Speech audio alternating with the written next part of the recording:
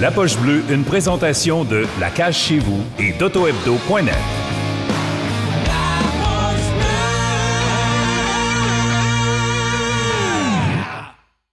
Salut Anthony, comment ça va? Salut, ouais, ça va bien? Salut Anthony. Là, dis-moi que c'est le décor de l'hôtel à Dallas, là. C'est pas ta maison. Certain, mais non. Pogné à l'hôtel 5-6 jours, c'est tout le temps le fun. Ah oui. Pas facile, Comment ça se passe justement, les réglementations et tout ça autour des équipes? C'est différent, c'est long. Mais écoute, au moins au jour au hockey, on est chanceux. Tu sais, ça pourrait être bien pire et être encore en vacances. Fait que on fait de notre mieux. C'était-tu difficile pas mal commencer une saison, justement, pas de camp d'entraînement, puis tout ça, côté physique, puis toi, t'as les mains naturelles, là, mais pour un gars comme moi, mettons, là, ce serait plus dur de commencer ça. J'ai hâte qu'ils sortent les mains, je t'avouerais. C'est pas facile. C'est sûr que tout était très, très rapide. On a eu 10 jours ou 14 jours de camp. Tu passes de 10 mois de flow drill puis de soft, si tu veux, sur la glace à super intense. Fait que, mais ça s'est bien passé. C'est sûr qu'il y a beaucoup d'ajustements. D'habitude, tu as 5-6 games, tu as préparé. Puis là, on n'a eu aucune. Fait que, ça change la mentalité, c'est certain. Justement, pour mettre en contexte le monde, on oublie souvent, là, mais bloquer une shot, manger une mise en échec, aller dans le coin pour recevoir un coup de coude, ça prend combien de temps à se remettre dans ce mindset-là quand ça fait 10 mois que tu n'as pas joué? Après le premier coup de coude, t'es dedans. C'est de même, OK? Ouais. Non, d'après moi, tout le monde était excité de jouer, c'est normal. Ouais. Fait que l'intensité des premières games était à son pic. On l'a même vu à Détroit quand Larkin s'est battu avec Werenski. Ça en a parlé partout. C'était des meilleurs chums depuis qu'ils sont jeunes, puis ça se pogne première game contre je compte. Fait que, c'était l'intensité qu'on attendait de l'année. Avez-vous reparlé de ça justement à Werenski et à Larkin? Les médias puis Instagram en ont tellement parlé qu'on l'a laissé de côté. On a fait un big deal. Hein. Tu parles de te battre puis tout ça, puis tu as eu ta blessure à la main, puis t'es un gars qui se bat bien, puis tout, mais en même temps, t'es un gars tellement important dans l'alignement. Puis je lisais que l'année passée, tu y as pensé là, d'arrêter de te battre, puis au moins de battre. T'en es rendu où dans cette histoire-là, dans ta tête? Là? Il me reste une bataille, je pense. Puis ça va être une that's all. Faut t'as choisi. Attends une minute, il a l'air d'avoir un gars en tête, d'après moi. Ah ouais. Ah ouais? Ah oui, ah oui. Puis à part ça, il n'y en aura pas d'autres. Oh, tabarouette. Ouais. On a-tu un scoop d'une équipe, mettons? Juste l'équipe, son numéro. C'est ma blessure de l'année passée. Okay. Je ne connais même pas son numéro. Toronto. Wow, j'adore ça. Ça veut dire que ça ne sera pas cette année, c'est ça qui est plate. Non, ça sera pas en playoff, mais... encore là, si on se rend en playoff et on est contre Toronto, c'est à cause qu'on est soit en demi-finale ou finale. Puis j'aime mieux jouer au hockey rendu là. C'est ça. Ouais, en demi-finale, tu attendras l'année prochaine des pre-season, peut-être. Justement, les Red Wings, vous êtes comme dans un virage ou un début de saison plus difficile. Comment tu vois ça, le début de saison puis le chemin que les Red Wings prennent dernièrement? Il y a beaucoup de messages qui se fait lancer. Le GM, Stevie Y, il lance quelques messages. Après ça, le coach essaie de lancer quelques messages, c'est sûr. On a connu peut-être les 4 premiers matchs, on a joué quand même bien. Après ça, on a eu une mauvaise passe à Chicago, mais tout le monde est capable de jouer mieux, incluant moi. Fait qu'on va juste se baser là-dessus puis essayer de gagner une coupe de game. Notre objectif pour l'année, c'est tu joues 500, peut-être un petit peu over de 500. Et vu que c'est juste contre ta division, tu as des très bonnes chances de faire les séries. Fait que c'est là-dessus qu'on se focus. C'est comment pour un jeune joueur aussi talentueux que toi de jouer dans une équipe, on s'entend en reconstruction là, dans les dernières années. Ça devient-tu à un moment donné difficile d'aller à l'aréna et de dire est-ce que le message, premièrement, c'est ça dans le vestiaire, c'est on est en reconstruction ou c'est il faut gagner absolument quand même? Des fois, on se compte un peu de bullshit. Là. Je t'avouerais que les 3 dernières années, ça a été on est en reconstruction puis on le sait. Cette année, c'est un petit peu différent. Ils veulent passer à la prochaine étape. Ils veulent sortir un petit peu plus de la reconstruction. Fait que le message est peut-être un petit peu plus strict. Peut-être qu'il essaie de mettre un petit peu plus de power en arrière des mots, si on peut dire, pour gagner plus de matchs. Justement, vous parlez de tout ce qui s'en vient, des équipes, des divisions, ces choses-là. Comment est-ce que, justement, Steve Yzerman, tu dis, il lance des messages, ces choses-là. Comment il est impliqué? C'est quoi son... Es-tu dans le day-to-day? Es-tu dans l'équipe tout le temps et sa présence? Depuis le début de l'année, il a pas mal été là à chaque jour. On l'a croisé, mettons, dans le vestiaire ou sa route, il a été là. Le 2 jours, il est reparti à Détroit. Il y avait une couple de choses à faire, donc il était moins là. Mais ça va bien. Il est présent, tout le monde le sait qu'il est présent, mais il n'est pas over the top non plus. Fait que c'est parfait.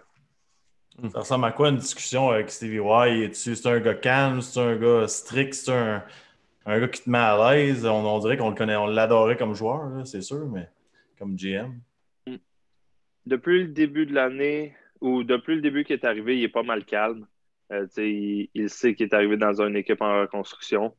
Cette année, c'est sûr que j'ai pas eu la chance vraiment d'y parler pendant l'été vu qu'on était en égo. Je t'avouerais qu'il était très calme. Il n'avait pas l'air pressé de me signer pantoute après 5 mois de parler. Mais non, c'est un bon. Il sait où il veut s'enligner, puis il est très intelligent avec question hockey puis mentalité hockey.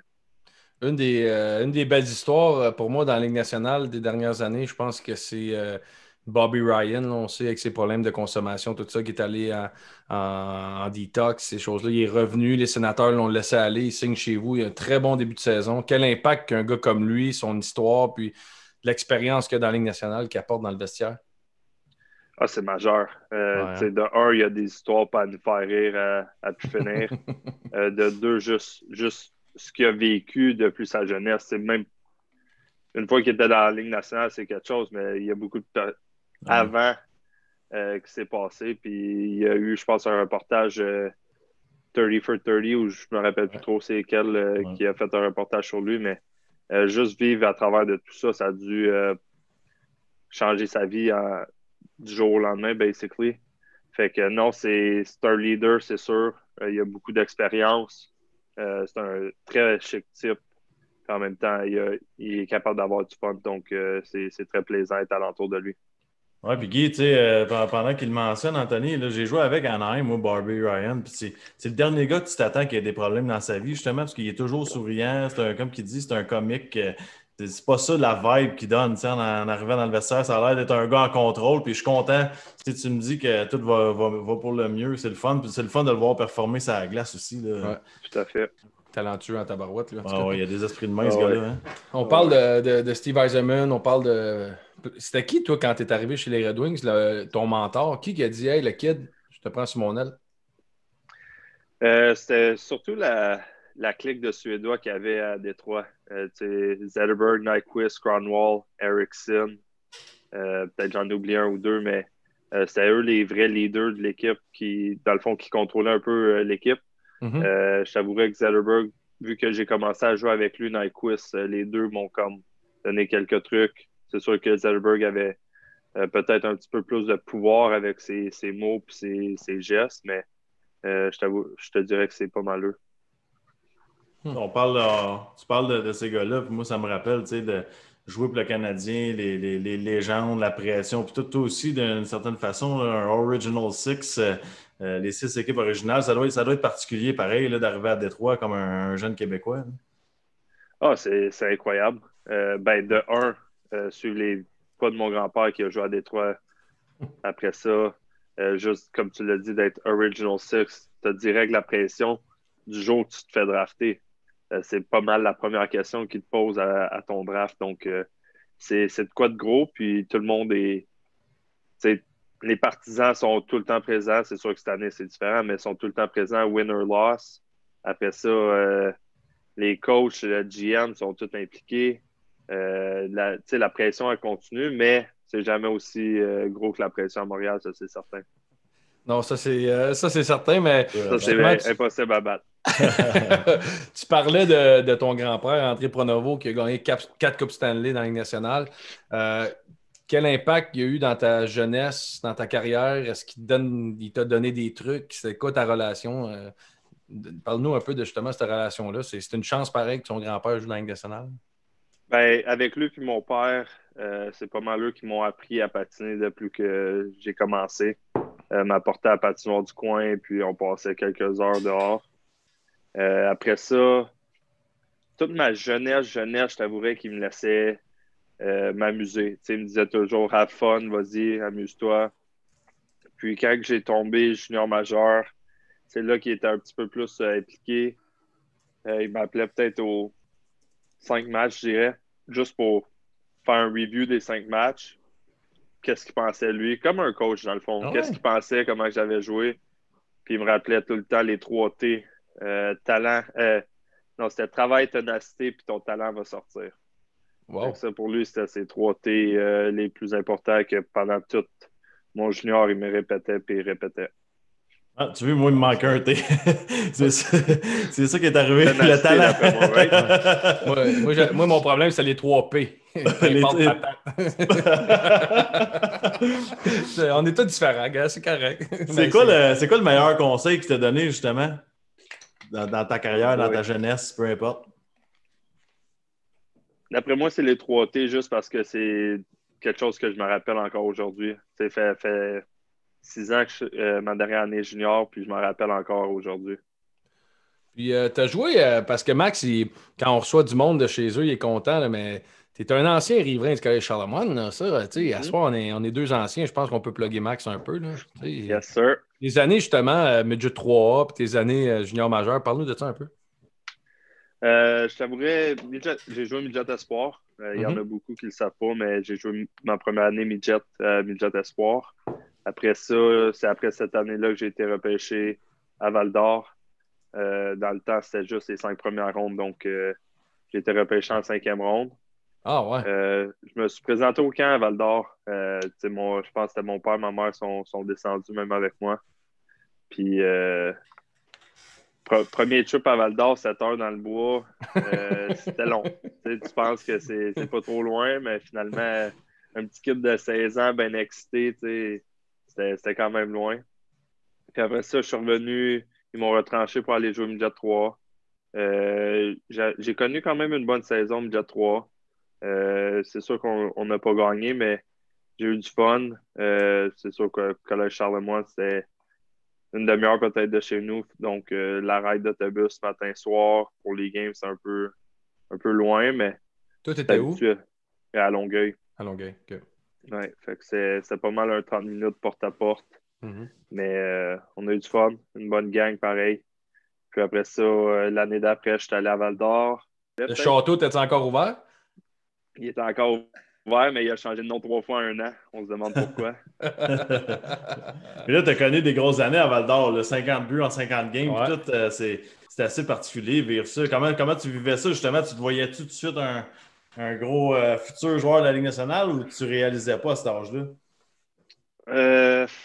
Écoute, quand j'ai scoré ma 2e année, 50 buts, c'est mon année de draft, vu que j'étais un jour plus vieux pour le draft.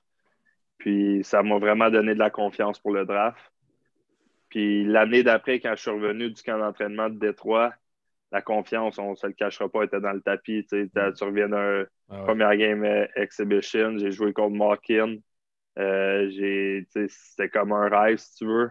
Crosby ne jouait pas ce game-là, ça aurait été encore plus hot, mais Markin était dans l'alignement. Fait que je suis revenu à Val-d'Or, la confiance dans le tapis. Première game, je me rappelle encore, j'ai scoré 3 buts. J'étais comme, OK, ça va être une bonne année cette année. Si bien sûr, tu ne te laisses pas rien. Puis, à la fin de l'année, après les séries, j'étais à 82 en 82. J'étais comme, OK, je ne pouvais pas demander une meilleure année que ça. On a gagné la Coupe du Président. J'ai eu la chance d'aller à la Coupe Memorial. Je me suis fait des chums pour une vie. Fait que c'était vraiment une année incroyable cette année-là. C'était Mario Durocher, hein? C'était ça? En plein ça. Ah, c'est ça, c'était Mario. Yeah. Quel bon jeu avec ton frère, Guy? Non, mon frère est bien plus vieux. Mais ouais. Je pense que c'est le 4e pointeur ou marqueur de l'histoire des Foreurs, hein? J'en ai aucune idée. sais pas, OK, je pense que c'est ça. Je suis pas certain, mais il me semble que j'ai vu ça quelque part. Moi, je lui ai demandé comment tu vivais avec cette pression-là d'être un compteur de but. Tu sais, on dirait que vous autres, vous avez beaucoup plus de pression. Tu sais, Guillaume aussi, c'était le même. Tu peux pas juste dire je vais jouer une grosse game et je vais travailler fort parce que c'est pas assez côté rendement. Tu vis comment avec ça? On blâme nos joueurs de centre. On blâme nos joueurs de centre. Nous autres, on restait à la Ligue bleue puis dans donnez-nous le puck sur le power play puis on est content. C'est pas flat, Max, on n'en scorera pas de goal. C'est le joueur de centre. Je te laisse faire des excuses, je t'ai coupé. Non, je t'avouerais, le junior, c'était vraiment juste avoir du fun. Pour moi, c'était pas encore une job ou un emploi comme ça l'est aujourd'hui. Fait il y avait moins de pression. Puis c'est sûr, j'étais dominant. Fait que aussitôt que tu connaissais une bonne game, la confiance, elle l'accumulait. Puis après ça, j'étais allé au championnat du monde cette année-là, moins de 20. Ça a super bien été. Fait que quand tu reviens à Val d'Or, la confiance augmente encore plus. Fait que c'était tous les petits brins de confiance qui ont rajouté puis que ça faisait l'année, si tu veux, passer vite puis le fun. Justement, on parle de tes années à Val d'Or. Tu te fais repêcher par les Red Wings. Canadiens repêche McCarron, 25e. Avais-tu rêvé au Canadien à un moment donné? Je commençais à y croire. Je t'avouerais que je pensais pas pantoute que Détroit allait me prendre. Puis quand j'étais arrivé sur le stage, Ken Holland m'a dit, je te l'avais dit qu'on allait te prendre. Puis je me rappelle zéro, tu sais, dans combine, là, quand il rencontre chaque joueur, je me rappelle pas pantoute qu'il m'ait dit ça. Puis j'étais sûr quand il avait tradé avec San Jose, c'était San Jose qui venait me chercher à la place de Mueller. OK. Ouais, j'avais un feeling, mais finalement. Fait que quand il dit ça, tu lui dis quoi? Yes, I remember, thank you. J'imagine, ben, tu sais comment c'est, quand tu te fais repêcher, tu blackout, là, tu te rappelles plus de grand-chose à part quelques mots puis quelques affaires ici et là. En tant que Québécois, je sais que tout le monde est content d'être dans la Ligue nationale, d'être repêché, mais t'étais-tu d'une certaine façon déçu de ne pas aller à Montréal ou complètement, tu n'as pas pensé à ça de la journée de ton draft? Je t'avouerais que je ne suis pas quelqu'un qui n'a jamais choisi son équipe. Tu sais, junior, tu as beaucoup de gars qui demandent des échanges avant même d'être repêché. Pas d'accord avec ça. Moi non plus, pas pantoute. Val d'Or, c'était la meilleure expérience de ma vie, puis il y a bien des joueurs qui n'y auraient jamais été. Fait que moi, pour de vrai, je voulais être repêché. C'était mon rêve. Peu importe c'était où, j'allais être content. Non, puis justement, on parle de repêchage et autres. Ça a été quoi ton party de recrue? Ça a été comment? C'était pas super. Ouais. Pour de vrai. On l'a fait à Vancouver, fait que j'ai sauvé une coupe de piastres. C'est l'échange US-Canada. Puis non, on était 3 recrues à ce moment-là. Fait qu'il y en a un qui a pris le souper. J'ai jumpé là-dessus, moi. Je me suis dit, le souper va être bien moins cher que la soirée. Puis après ça, les 2 autres, ils ont splitté la soirée. Fait que non, on a eu du fun. La seule affaire qu'ils m'ont demandé de dire, c'était une joke pendant la soirée. Fait que il a fallu que j'éteigne la musique, je fasse une joke, puis après ça, ils choisissaient qui était la meilleure. C'est pas super. Non. On a vu bien. Différentes époques, hein? Différentes époques. Ouais, la game a changé pas mal. Puis ça, tu le vois. Comment justement, on parlait de ça tantôt, moi, Guillaume, les jeunes qui arrivent, la nouvelle mentalité. On s'entend qu'à cette heure, les gars, ils disent ce qu'ils pensent, même s'ils ont 18, 19, 20 ans, puis ils savent ce qu'ils veulent. Puis s'ils sont pas contents, contrairement à ce que toi tu viens de dire, eux autres, ils demandent un échange. Vous vivez comment, les vétérans, avec ça?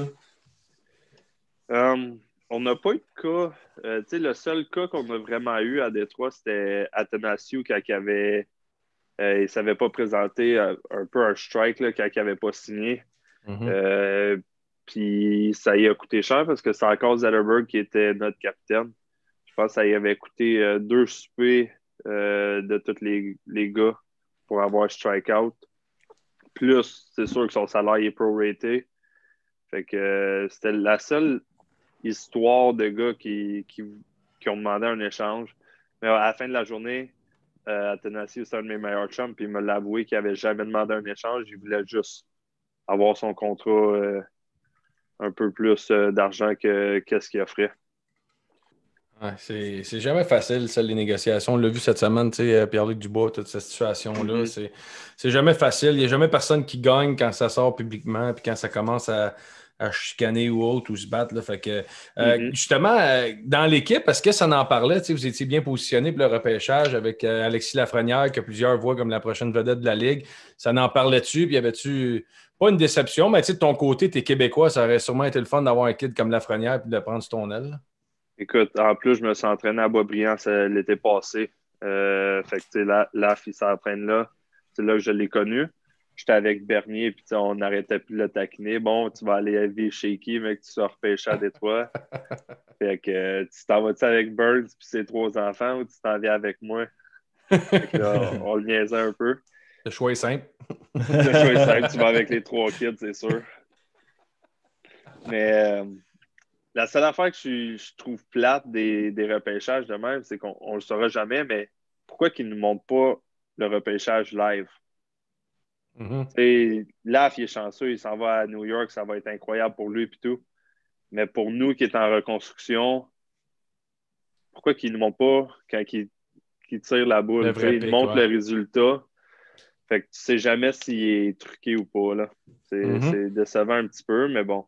Il n'y a rien qu'on peut faire, puis c'est en haut de notre pay grade, mais c'est sûr qu'on l'aurait pris avec les grands bras ouverts à Détroit.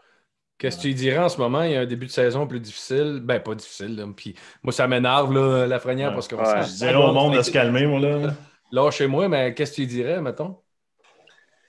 Hey, pour de vrai, je l'ai vu pratiquer, je l'ai vu tout l'été, sur la glace. Il y a des skills incroyables. Fait que, tu sais, c'est le même message que je me lance moi-même à chaque jour. C'est continuer à travailler fort, puis ça va venir bientôt. Là. Et tu vas avoir un lucky bounce, puis tu vas décoller après ça. Là. C'est ça. Puis, tu sais, il n'a pas joué depuis longtemps. Il n'y a pas eu de camp d'entraînement, vraiment. Le jeune, il rentre dans la Ligue nationale. Là, on va lui donner un break. Le monde qui panique en ce moment, il m'énerve. On va le dire aussi simple que ça. La pression à New York, elle doit quand même être élevée. Là. Je sais pas c'est comment, mais ça ne doit pas être de tout repos non plus. Non, c'est ça. Puis là, on parle de jeunes, mais on peut parler de ton beau contrat que tu as signé. Comment j'ai toujours essayé de rêver dans ma tête. Quand tu l'appelles et on t'offre un gros contrat de main, qu'est-ce qui se passe? Tu sautes-tu? T'es-tu allé sur ton matelas pour te sauter? T'as fait des pirouettes? Tu t'es ouvert 20 bières? Il me semble que moi, j'aurais fait un esprit de party. Ben, party, il n'y avait pas grand-chose à faire, je t'avouerais. La journée j'ai signé, ils m'ont demandé de garder ça under the table parce que le lendemain, si ça allait sortir, il était peut-être 9-10 heures quand j'ai signé les papiers. Fait que j'ai texté 2-3 de mes bons chums à Détroit, même pas les gars de l'équipe, parce qu'on avait une pratique le lendemain puis je voulais pas que ça sorte. Fait que c'était 2-3 chums de Détroit, puis ils sont arrivés chez nous. Puis il y en a un qui travaille... Un, c'est un gars de char, puis l'autre, c'est un gars qui travaille dans un liquor store. Fait qu'ils sont arrivés avec une bouteille de 6 litres de veuve. C'est énorme. Il a dit félicitations pour ton contrat. On va ouvrir cette bouteille-là si tu gagnes la coupe. Fait que là, j'ai un 6 litres qui traîne dans mon salon. T'es sérieux? Ça m'arrive mi-cuisse, à terre. On avait bu un au Rookie Party à Vancouver. C'est gros. On était 2 gars pour verser des petites flûtes. Là. Ouais. Ah, mais là, attends une minute, Guy. Là, ça, t'en as échappé combien là-dessus? Hein? Combien de 6 litres à terre? Ouais, c'est ça. Non, mais j'étais en dessous des verres, moi. Puis le gars de char, il t'a donné quoi, lui? Hein? Parce que là, tu parles du gars d'alcool, là, mais... Le gars de char, ben, c'était leur cadeau ensemble, si tu veux. Ah, ok. Ouais, parce que, il me semble, c'est celui qu'on a vu, Guy, sur Instagram, qui avait un beau petit cadeau, une belle voiture, cette journée-là? Ou... Il y a quelqu'un qui a signé cet été. Non, je pense que c'était Yubi, je pense, Huberdeau, je pense. Ah, ouais, c'est Huberdeau, ouais, c'était gâté, ouais. Je pense. Ouais, non, je me suis même pas gâté. Non? Pas encore. Ben, je me suis pas gâté. Ouais, c'est ça. Je me suis acheté une nouvelle maison pendant l'été, mais c'est avant ma signature. Fait que, tu sais, je me suis comme dit, OK, ça va être mon petit cadeau à moi-même. Je suis en train de finir le sol. Je me fais une belle man cave avec un simulateur de golf. Fait que, ça va être mon go-to comme cadeau. Es-tu un pas pire joueur? Les 2-3 dernières années, j'ai moins joué. Mon meilleur, j'ai déjà été un 2.7 d'handicap. Je t'avouerais que je suis plus un 6, 6,5. Ah, c'est quand même bon là, quand que Max fait ça sur un trou, un +6. Non, je checkais ma feuille, c'est le score de Max dans la game de gars. Parce que je compte tous tes coups que ça me déconcentre. C'est ça qui arrive. Le problème. J'essaie de compter c'est où que tu viens me chercher là, avec tes 2 balles dans les poches, là, puis ça me mélange, ça me déconcentre. C'est trompé de trou cet été. Là. Ça, c'est une première. C'est une bad luck. Rappelle en plus. C'est une bad luck. Il frappe à 500 verges à droite, puis il me dit que c'est trompé de trou. Là. Ça, j'en ai jamais entendu une de même, moi, te le dire tout de suite. Là. Ton 100$, c'est le fun à prendre pareil. Justement, tu as joué avec un gars comme Thomas Tatar qui est allé à Vegas, qui ont payé cher pour aller le chercher. Ça n'a pas fonctionné, ça en vient à Montréal. Tu dois trouver ça le fun pour lui. Oui, il est sniper, hein? Tats. Pour de vrai, je regarde ses goals à Montréal, là. Il est plaçant, maudit. Il est patient. Ouais. Son rire à lui, c'est le rire le plus contagieux de la ligue, je suis sûr. Oh, incroyable. Puis il a tout le temps le sourire aux lèvres, man. Peu importe ce qui se passe, il est souriant, puis un méchant bon Jack. Ouais, tant mieux, c'est le fun à savoir parce que c'est un gars... ne veut pas à Montréal avec des joueurs de centre puis des jeunes avec Romanov, Suzuki, Kotkaniemi. C'est le fun d'avoir des vétérans autour de lui qui performent puis qui sont smart aussi parce que ça prend ça. Fait que... Max, on passe-tu à la petite vite? La petite vite. Avant de passer à la petite vite, je vais juste dire salut à mon chum Jérémy sur le chat qui dit que c'est moi d'habitude qui a des balles dans les poches, mais lui il dit ça parce qu'il n'a jamais gagné contre moi. Hey. Non, mais ça, J-Max, je fais pas confiance quand il dit ça. Ouais, Je te crois toi même si t'es crasseur. Merci. Avec la petite vite, dans le fond, on veut savoir si tu avais la chance de faire un foursome de rêve à travers le monde, peu importe qui. Tu fais ce que tu veux, un foursome de golf, bien sûr. Donc, laisse choisir qui tu veux. Je vais avec... Au golf, oui, c'est au golf. Ouais. Je vais avec Tiger. Pas le choix. The Rock. Puis Michael Jordan, je pense. Ah, nice. J'aime ça. Ça serait des grosses gageurs. Ouais, ça serait des bonnes gageurs, en effet. Ça serait des bonnes gageurs avec Jordan, mais bon. Ça serait le fun. J'aime ça. Puis l'autre, c'est ta rencontre la plus impressionnante. Qui t'a rencontré, que t'as fait je rencontre ce gars-là? Je parlais d'Athanasiou un peu plus tôt dans l'émission, puis sa blonde, c'est Nelly Corda, joueuse professionnelle de golf. Fait qu'elle est rankée numéro 3 au monde en ce moment. Ah ouais? J'ai rencontré une couple de fois quand elle était encore à Détroit, puis cet été, moi, ma blonde, elle vient de Sarasota, en Floride, puis elle aussi. Donc, quand j'étais là, j'ai eu la chance d'aller jouer une petite ronde avec elle et son frère.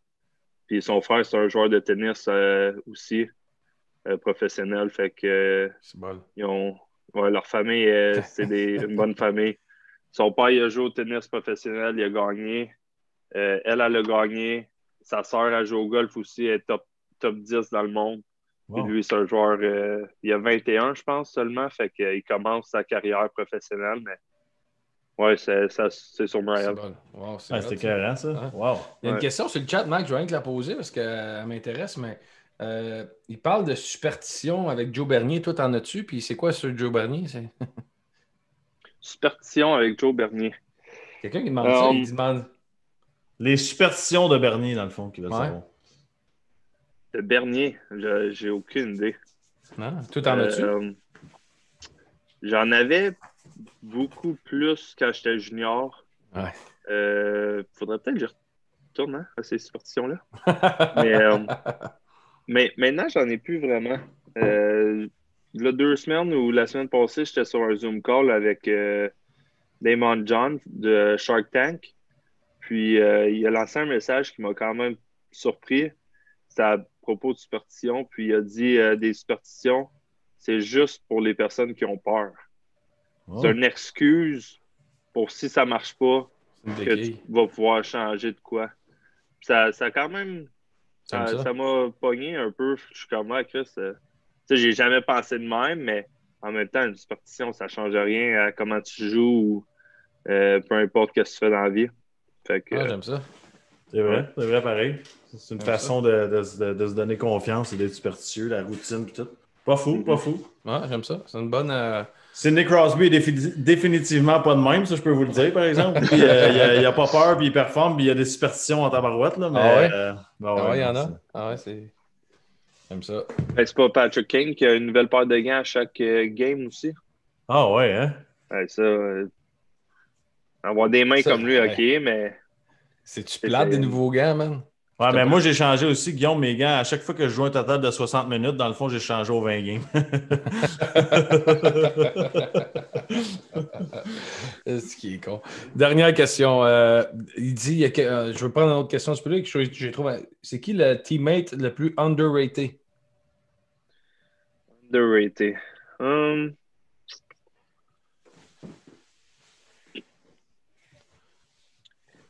C'est sûr que Larkin, tout le monde parle de lui. Underrated cette année, Phil Hronek, défenseur. Moi, je le trouve très, très bon. Le monde, ils n'ont pas vraiment commencé à parler de lui. Vu qu'on était en rebuild, puis un peu les médias nous laissent tranquilles à Détroit de ce temps-ci. Mais ouais, Phil Hronek, d'après moi, ça serait mon underrated. C'est intéressant. J'ai hâte de le checker aller. C'est le fun, ça. Ben, demain, vous jouez, hein, demain? Ouais. Là, vous avez perdu 2-1 hier. Mm-hmm. Quand même un bon match. Ouais. C'est justement, on se replace. Une petite erreur en overtime qui a coûté la game, mais bon. Ouais, mais à 3 contre 3, c'est tough, là. C'est une petite erreur, puis ça coûte la game, c'est pas... Ouais, oui. Klingberg au bord, il est tellement fort, man. T'oublies pas ça souvent. Non, lui, s'il en laisse pas, il est dans mon pool, c'est parfait. Puis mon pool, je suis dernier. Si tu peux y laisser le pas de 2-3. Ah non, mais je t'ai toi aussi dans mon pool, je suis correct. C'est ça, j'allais dire. Je t'ai donné un moins, c'est pas ça que c'est ça. Non, je t'ai droppé aujourd'hui, je viens de te le dire, mais regarde, quand j'ai vu ça hier, overtime, je t'ai droppé aujourd'hui. Juste ça, c'était carré. Je t'ai droppé. Non, c'est pas vrai. On se fait pour la confiance. Ouais, c'est ça. Mais non, c'est pas vrai, mais on souhaite toute la confiance du monde, honnêtement. Merci d'être venu à la page bleue. Félicitations. Bon, Jack, on va checker les games, puis on va checker le petit Brownick, puis on va checker tout le monde. Super cool. Lâche pas, man. Attention à toi. Merci beaucoup. Salut, bye-bye. Bonne fête en passant. Salut, le Breezer. Le Breezer qui s'en vient. Oh.